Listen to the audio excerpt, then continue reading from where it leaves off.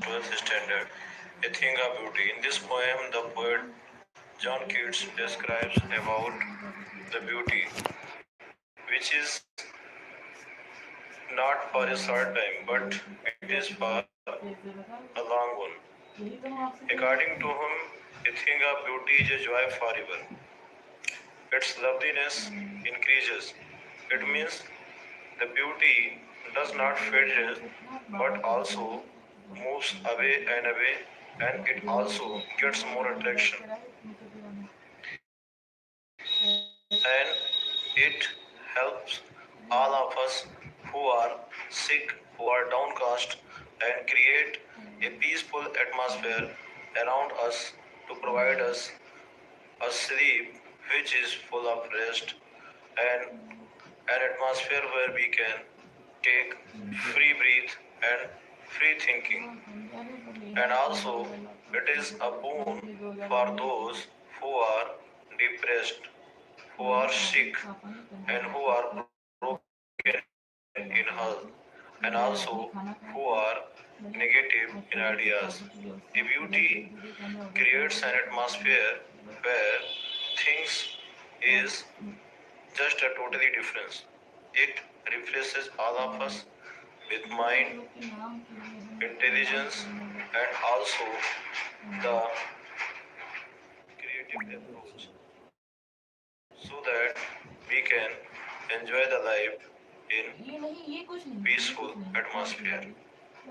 In this poem, the poet glorifies a thing of beauty which always provides a joy for all of us. It has been seen that in man's life there is always stress, anxiety, fear, and depression like things. But whenever a thing of beauty, which is in different forms, sometimes the physical, at sometimes the spiritual, at sometimes the purity of mind. But the most important thing is the purity of mind and the purity of thought and as well as the purity of spirit, which always flows in man's mind just like a soothing air. And with the help of this, he feels himself comfortable. And in such a situation, it is a tonic for all of them. And whenever we talk about the beauty, especially for all of us, that when we are downcast, when we are depression, then we need something, the positive ideas, which is through the great writers that help us to overcome a kind of depression, a kind of negative approach in life. And as far as the natural beauty is concerned, it is reflected in the poem through trees, forest, and springs, and all of these help the wild animals as well as other creatures in the forest to provide them comfort. For an example, the sheep are enjoying the beautiful things in the nature as sunlight, as the moon light, as well as the water that from the river. And in the forest, there is seen a different types of natural sights, a kind of fragrance by the flowers that is spread out on the soil in the forest. There is musk deer and also the daffodils that are the flowers that always create fragrant air in the forest where there is desolation for some time. So these are the things that beautifies as a living one, but now there are also the dead one who become a great in their life and also glorifies all of us with their important things, lessons that they have stored in their books. And their books, even after the death, always glorifies us, always benefits us, their relations and the writings. Whenever we read or listen from someone else, they emerge as an immortal drink and somehow force us to a heaven's edge. Thus, the mighty dead ones also have their potential to beautify and glorify all of us. The poem is called approach. The line a thing of beauty is a joy forever refers to the poetic diction metaphor. And in this poem, the poetess uses the imagery as the keep quiet boar as well as the forest daffodils and also the must deer, a kind of imagery that beautifies the poem in a rhetorical tone. And now the few important questions from this poem are: how does the poet John Keats regard a thing of beauty? And the answer is the poet regards a thing of beauty a joy forever. Its loveliness increases and it never comes into nothingness. Question number two: how does it help the people to provide them comfortable atmosphere? ये लोगों को किस प्रकार आरामदायक वातावरण प्रदान करती है? A thing of beauty creates a bower for all of us to provide us good sleep and a good health to live a life full of comfort. Question number three: how does it help those people who are depressed and anxious or completely in stress? A thing of beauty also emerges from thought of beauty, and hence it always guides us to become a positive one in life, and it is an inspiration for those who are depressed and downcast in life. Now the question number next is: how does a thing of beauty prove to be a boon for the simple sheep and other animals in the forest? किस प्रकार से सुंदरता नामक चीज पेड़ और अन्य जीवों के लिए जंगल में वरदान के रूप में साबित होती है? As far as the natural beauty is concerned, it proves to be a boon for the sheep and other living animals in the forest. The sun provides them a heat, and the moonlight provides them a humble light, a very comfortable light, and also the springs or the river's water make them a cooling atmosphere in such a hot season.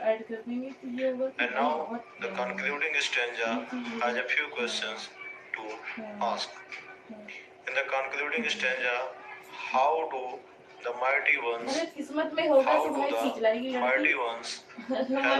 us? जो मृत लोग हैं वह हमारे लिए किस प्रकार से सहायक होते हैं? The mighty ones leave their writing after their death. That always provides us several types of learning by their important lessons in their text or books whenever we read them. The question next is: how does they come on to us from the heaven? किस प्रकार से वे स्वर्ग से हमारे पास आती हैं? All their writings is just like an immortal drink, and it controls everywhere, and also as an immortal storage of drink, and finally it pours on to the poet from the edge of the heaven. So the poem comes to conclusion and with a reference like this. And the poet has also the concluding central idea. In this poem, the poet John Keats glorifies the spiritual, natural beauty of the poem, which always helps us different ways. and it also makes a peaceful atmosphere for all of us to provide us comfortable sleep, and it proves to be a boon for those animals who are in the forest, and also spreads out fragrance and beauty in this reference, and finally finds that the mighty dead ones also become a comfortable note for all of us. In this poem, the poet describes about the writings that containing by the great writers and offers them after all to find the great lessons from them. And finally, this concludes the central idea of the poem. Thanks for watching, and if you have any problem, you can consult about it at your own questions and comments.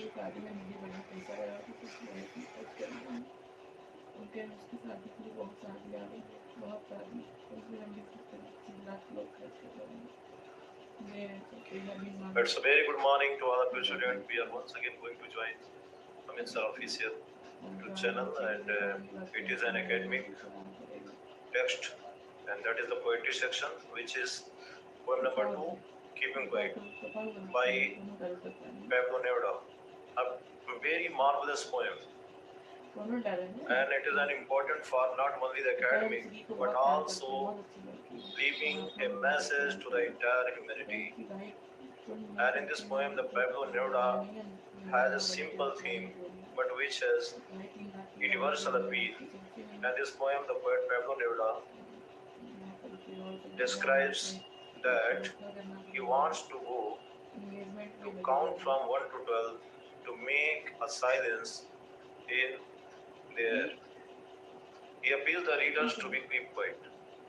And during this moment, there is not much physical movement, and we will have to stand in an hour for a moment to think for ourselves and about your activity and where we are going to go as far as the aim or purpose is concerned. It is very necessary for all of us that what are we doing and where we are leading. As we know, in the modern world, we are too much engrossed to the money, to gain money without thinking of our future generation as well as how to save the humanity. We are so much advanced in the society that we have developed nuclear weapons, and we are talking about the war which is with fire and gas. And in such a situation, if there is war, the things will be catastrophic. We shall lose all our creativity as well as the entire human perspective. And after that, the young generation will in great trouble after losing all the creativity and finding in a strange atmosphere. That's why the poet Pablo Neruda appeals the readers to keep quiet, to think for a moment. It is an introspection to think deeply about our doing. And also he symbolizes a very nice personification with the lines, perhaps the earth can teach us. Perhaps he used silence. It means that when we are living beings are ignoring the fact, the reality of life, in such a situation, the earth can teach us to live together with love and friendship, fraternity, which we are going to losing because of the selfishness of our own feeling. And we are ignoring that the entire human being are living on this earth. And whenever we are going to develop, we will have to think about our future generation and also about the existence of other living beings. As we find our environment too much polluted that we can't expect to live a peaceful life. In such a situation, it would be an exotic moment when you feel like a strangeness, when you have to maintain a peace and silence, certainness. But it is the moment when we reflect our activity and all the ideology which is surrounding us. And for this perspective, we have to maintain peace to understand ourselves and also the others to avoid the situation like war. The world is full of beauty, the world is full of wonder, the world is full of so many varieties, and it is our responsibility to maintain and protect this. Now the questions based on this poem is concerned, there are a few important questions suggesting to you. The first one, why does the poet Pablo Neruda appeal the readers to keep quiet? The answer is very simple. The poet Pablo Neruda appeals the readers to keep quiet, to think deeply of themselves and their activity to maintain the peace in the world. Question number 2, what kind of movement it would be? ये किस प्रकार का रचना होगा? It would be an exotic movement where we cannot spread our arms legs too much like at that time. What does the poet want to say when he is going to count from 1 to 12? जब वो 1 से 12 तक की गिनती करेगा वो किसके बारे में बात कर रहा है? The poet wants the readers to maintain a peace and silence to reflect their ideas to their doings. And now we are going to move. There is a poetic device as far as the stanza is concerned, where there is a line. Perhaps the earth can teach us. Earth is a non-living one, but whenever we are going to present it, the activity like teaching or somewhere it is just belonging to as an animate, and hence we find it a personification. When something living ones working like, when something non-living ones working like living ones, as far as the person is concerned, it is a personification. The line, perhaps the earth can teach us, as a poetic itself, and which is a personification. The poem has a universal appeal as far as the maintaining peace is concerned. It is necessary for the entire people in the world to think, as we are going to just close to the Third World War, where we are going to talk about the nuclear war, which is a more dangerous than all this, and it may be harmful to the world and the entire living beings on the planet. We have to save the planet to maintain the peace, to think of our selves, to understand ourselves, and to understand others. Now, we have some points based on the central idea of the poem, as Pablo Neruda appeals in this central idea of the poem, keeping quiet. In this poem, the poet Pablo Neruda appeals the readers for an introspection, to think deeply about their own working style, about their own way of lifestyle, where they are leading to. He appeals the readers to maintain peace in the life, to avoid the situation like war. When we think about ourselves, we find that what is the reality of life, and then we understand others, to make a friendship and to spread love among the people and to save the entire humanity, avoiding the situation like hate and some other ways. The poem is full of moral as well as an universal appeal. So this varies the central idea of the poem. Now, as some students feel a difficulty to find the particular terminology as well as the theme of the English perspective, hence I am going to express my view especially on this poem in Hindi version. इस कविता में कवि Pablo Neruda शांत रहने की appeal करता है। जैसा कि ये जो कविता है, इस कविता में शांति की आवश्यकता इसलिए है क्योंकि जो है लोग विचार करें कि उन्होंने अपने आप को और साथ ही साथ कितना नुकसान इस वातावरण को फैलाया है। जैसा कि वो लोग पूरी तरीके से कार्यरत हैं और कार्यरत होने के साथ साथ वह यह विचार नहीं कर पा रहे हैं कि उससे पर्यावरण को कितना नुकसान पहुंच रहा है। आज हम व्यक्तिगत स्वार्थपरता में धनोपार्जन हेतु इतना ज्यादा आगे निकल चुके हैं कि शायद हम स्वयं विचार नहीं कर पा रहे हैं कि हम इस भागदौड़ में कहाँ पर पहुंच रहे हैं। वस्तुतः स्थिति यह है कि समय रहते अगर हमने ये विचार नहीं किया तो हम अन्य वन्य जीवों को नुकसान पहुंचाएंगे ही, समस्त मानवता को भी नष्ट करने पर तुल जाएंगे। जैसा कि इस कविता में दर्शाया गया है कि कुछ लोग ऐसे हैं जो हरित युद्ध की बात करते हैं, कुछ लोग वैश्य युद्ध की बात करते हैं। अगर इस प्रकार से वो विचारधारा पनपती रही, बिना विचारे उन्होंने कार्य कर दिया, तो ये समस्त मानवता के लिए खतरा होगा।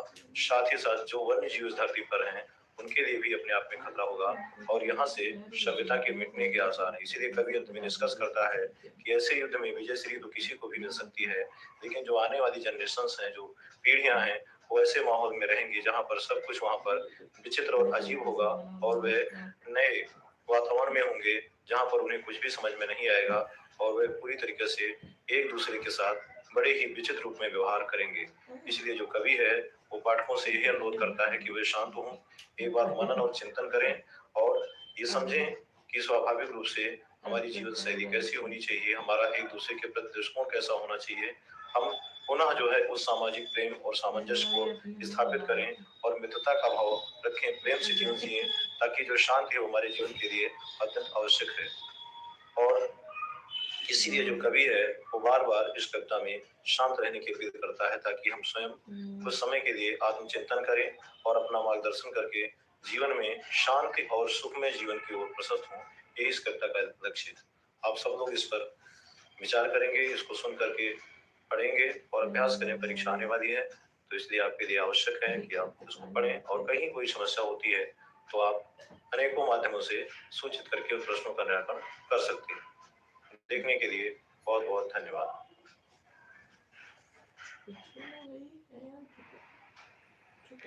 It's a very good morning to all of you.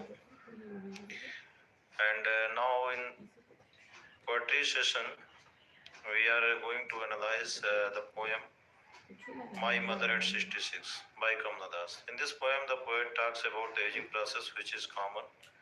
But as the poetess is very close to her mother, she always has the fear to lose her in her old age, and she looks very old and painful.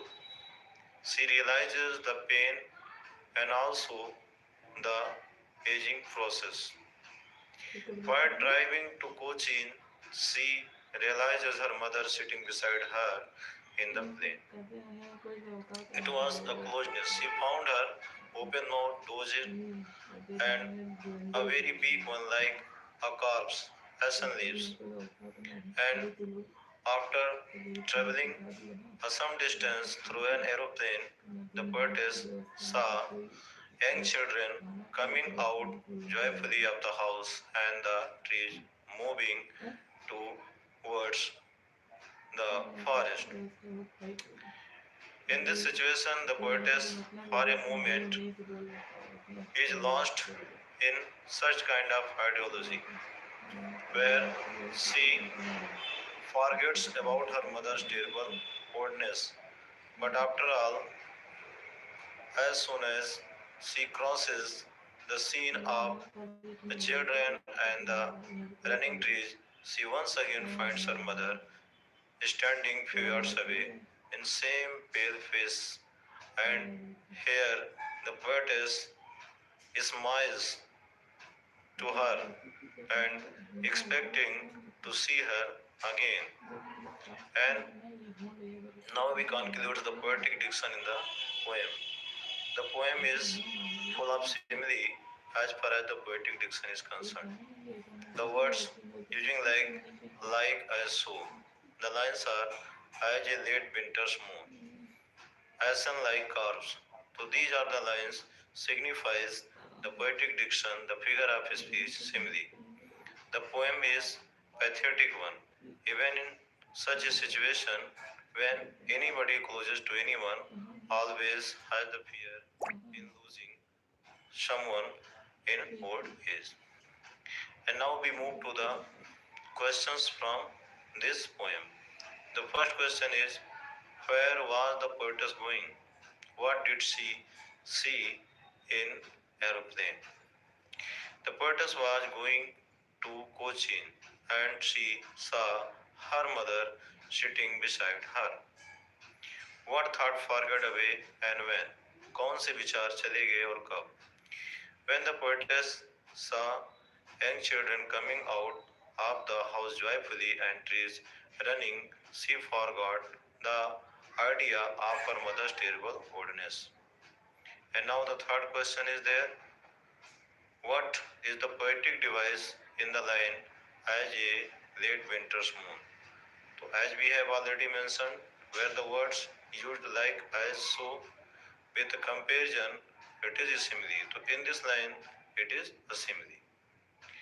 And now we are going to just discuss about the central idea of the poem My Mother at 66. In this poem, the poetess Kamala Das describes about the aging process of a man, symbolizing her mother who is very big with yellow face, and she describes about her childhood fear to lose her mother, and in this poem she finds in such a situation when she looks at her old mother. After all, she forget the idea of her mother terrible oldness when she saw different sights as the young children coming out of the house and also the trees running. But at the same time, she finds her mother once again standing few yards away, and she waits her, seeing that she would see her again. Hence, the poem comes to conclusion that aging process is natural. It is a very important one, especially in a man's life. The poetess has a pathetic approach towards uh, humanity, which is presented in here. The poem is figure of speech and also the poetic beauty. In this poem, though it looks like a simple one, but a very beautiful and pathetic one. Now we have few words in Hindi as the students demanded. The poem my mother eight 66 ये एक बहुत ही मर्म स्पर्शी कविता है। स्वाभाविक रूप से एक जो है महिला का अपनी माँ से उस एज में बिछड़ने जैसा, जो बहुत ही बूढ़ी हैं और किसी प्रकार से चल फिर पाती हैं, जैसा कि वो शारीरिक रूप से असमर्थ हैं, बिल्कुल निर्जीव की तरह प्रतीत होती हैं। उनका जो चेहरे का भाव है वो मुंह खुला हुआ है, औंघाया हुआ है और पूरी तरीके से ये जो भाव दिख रहा है ये बिल्कुल मृतप्राय की तरह होता है। इसलिए कविता जो है पूर्ण रूपेण एक बड़ी ही मर्मस्पर्शी हो जाती है। कवित्री बैठी हुई है वायुयान में, लेकिन वो अपनी माँ के विषय में चिंतन कर रही है और वो चिंतन करते हुए उनको अपने समीपस्थ पाती है।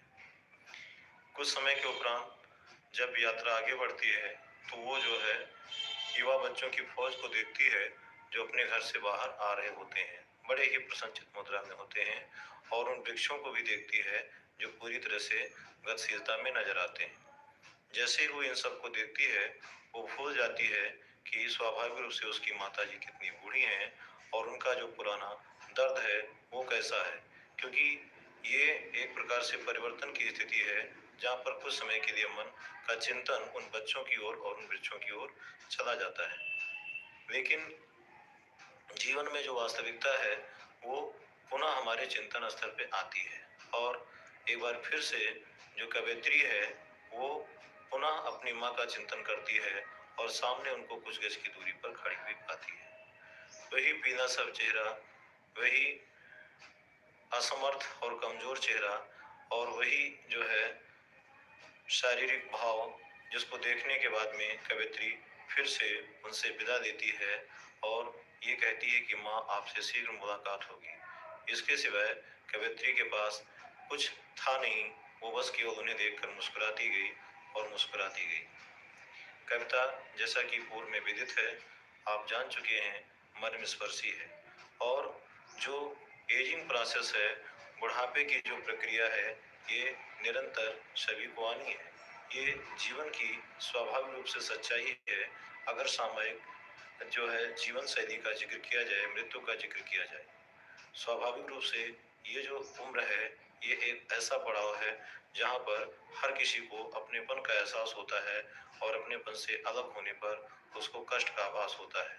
कवित्री अपनी माताजी को छोड़कर जाने की स्थिति में नहीं थी, लेकिन चूंकि कुछ ऐसे महत्वपूर्ण कार्य होते हैं जिनको स्वाभाविक रूप से करने के लिए जाना पड़ता है, तो उसे इस चीज का डर लगा था कि कहीं उसकी माँ को कुछ हो न जाए। और यही जो डर था वो अपनी पूरी यात्रा में बाधी हुई थी। यात्रा के दौरान बार बार उसको अपनी माँ का चिंतन होता था और उस चिंतन के स्तर पर वो अपनी माँ की उस तस्वीर को बार बार देखती थी। कविता कवित्री का अपने माता के प्रति एक गहरे लगाव से संबंधित है, जिसमें वो बार बार उनके आने का जिक्र करती है। अलंकार की दृष्टि से देखा जाए तो अंग्रेजी में जिसको सिमली कहा जाता है, उपमा अलंकार का समावेश है। इसके अंतर्गत सो, आई, लाइक जैसे शब्दों का समावेश अगर पंक्तियों में दिखाई देता है तो वो जो कविता है वो उपमा अलंकार कही जाती है। इसमें दो लाइनें आई हैं जिसमें उपमा अलंकार का समावेश देखने को मिलता है, जैसे कि a sun like carbs as a late winter's moon. ये दो पंक्तियां हैं, ये उस उपमा अलंकार को दर्शाती हैं। कविता भले ही छोटी है, भले ही साधारण है, लेकिन इसकी जो विषय वस्तु है वो यूनिवर्सल है और ये एक गहरा प्रभाव हमारे जीवन में छोड़ जाती है, जिसको हमको सहज स्वीकार करना होता है। कविता जीवन की उस अवस्था का वर्णन करती है जो ठीक बचपने का विपरीत होता है, वृद्धा अवस्था होती है, और इसके अंतर्गत जो बड़े बूढ़े होते हैं हमसे, जो अपने आप में के केयर की जरूरत होती है, और वही कवित्री अपनी माता के लिए कर रही थी। और जब वो वहां से निकल रही थी तो उसको अपने माता से बिछोड़ने के बारे में बहुत ही अत्यधिक आभास हो रहा था, इसलिए बार बार उसको अपने माँ की याद आ रही थी और वो हमेशा उनको अपने आसपास पा रही थी। यद्यपि कुछ ऐसे दृश्य थे जिनसे वो थोड़े समय के लिए अपनी माता जी के उस चिंतन से दूर होती थी, लेकिन वास्तविकता यही थी कि फिर से वो जो चिंतन है वो उसके पास वापस आ जाता था। तो ये रही कविता के मूल विचारों पर आधारित चर्चा जो हमने इस section the last and the final of April. A city where she was